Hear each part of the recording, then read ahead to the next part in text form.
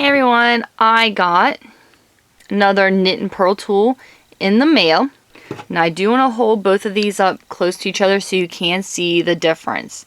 Now this new one I got, the handle is bigger and it's like a plastic. It actually fits in your hand a lot better. I do like the feel of this better than the wood.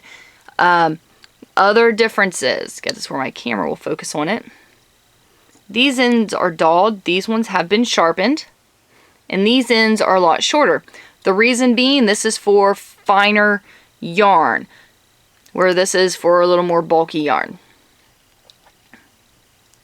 Alright, so I'll show you how to use it. Of course, compare it to my loom tool. That's what a normal loom tool looks like. Okay, so I'm not doing a knit stitch on this project, so I'm not going to show you how to use it for the knit stitch. And do remember there is a learning curve with this. So just for an E-wrap, if you're doing a project, you just take your longer hook and just pull it over like normal. Now for the purl stitch, take that longer hook down through the stitch and you use that shorter hook to grab the yarn and pull it up. At that point, you put it on the peg.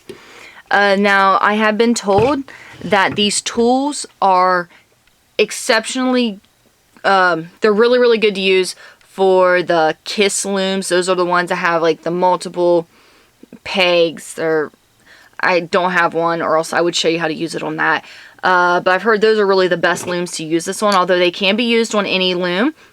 I've heard a lot of people talking about using this one right here on the finer gauge looms and really enjoying it.